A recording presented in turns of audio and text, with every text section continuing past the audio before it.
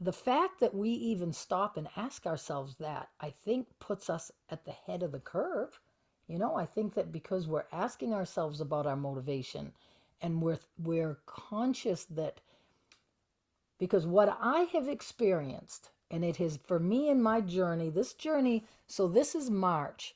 I did my first interview last year with Kevin Moore in March. So I've had just a year now of interviews that generate attention, appointments, then they fade down, then another interview, it generates attention, then it fades down. That's what I've done for a year. And what that year has taught me is that the ego can get a hold of us. The ego and the comparison. And of course, my God, we are set into a world with the way that we do everything, like my YouTube channel and subscribers. So it's a number. Well, how come I have this many subscribers, but this person has this many subscribers? What's that? And then I happen onto a thing, and this is annoying as heck. I'll happen onto a YouTube channel where all they're doing is basically stealing other people's shit. They're taking Dolores Cannon's stuff, and they're taking whoever's, and they're creating their channel, and they've got a friggin' million subscribers. And I'm like, dang, that isn't fair. It's like, what's up with that? But that's ego. What does that matter? That doesn't take anything away from me. That has nothing to do with me. That's just ego.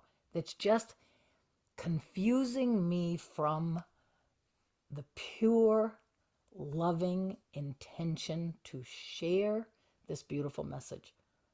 When that, we sat for a few minutes today in the sunshine, and I said, what is my motivation? What is my heart's desire around this work? What is my goal around my relationship with the rest of the world?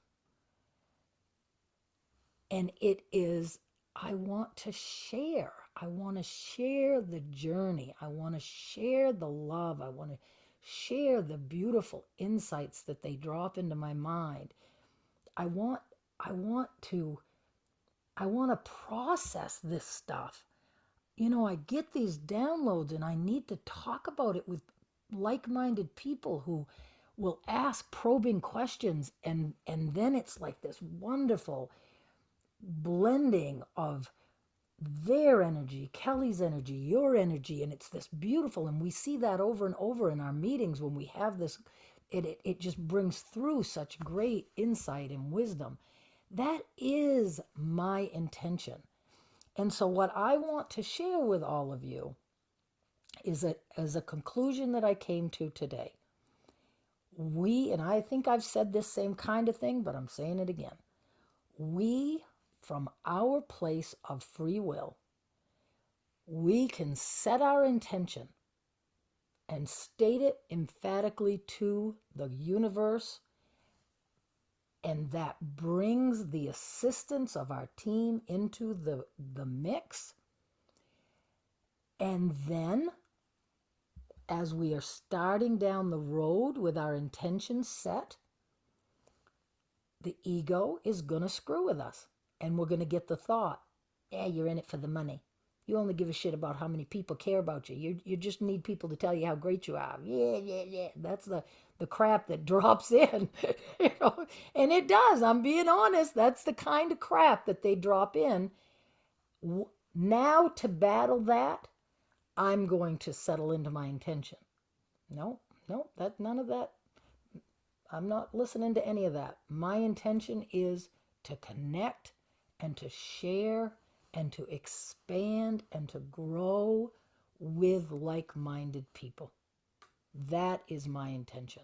And I'm going to just, when that ego monkey mind grabs me, I am going to just remind myself to come back to center, to my own intention, to my own desire. You can unmute yourself. I haven't muted everybody, Juan.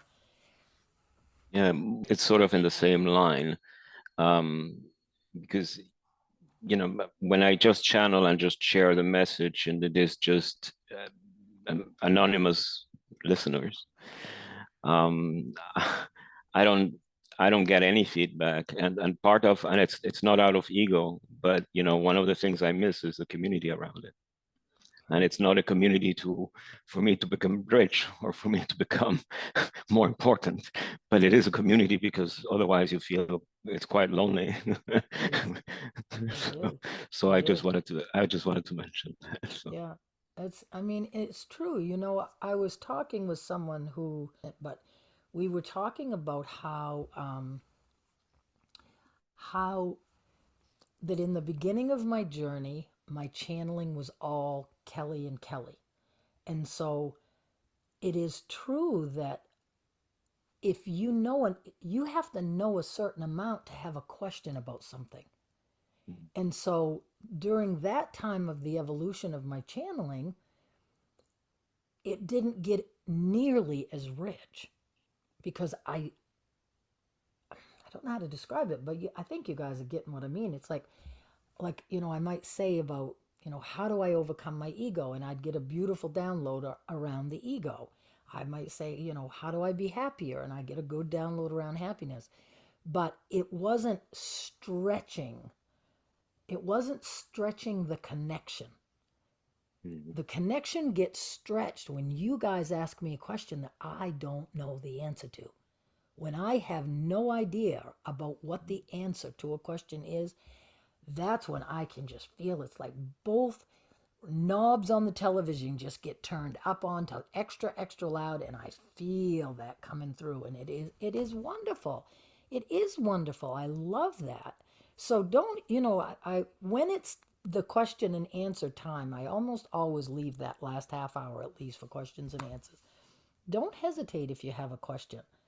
Even if you were to put it into the chat, I don't try to read the chat, it's too hard for me to do. But somebody's reading the chat, and somebody who's not shy will read it and read the question to me. So I'll put that out there too.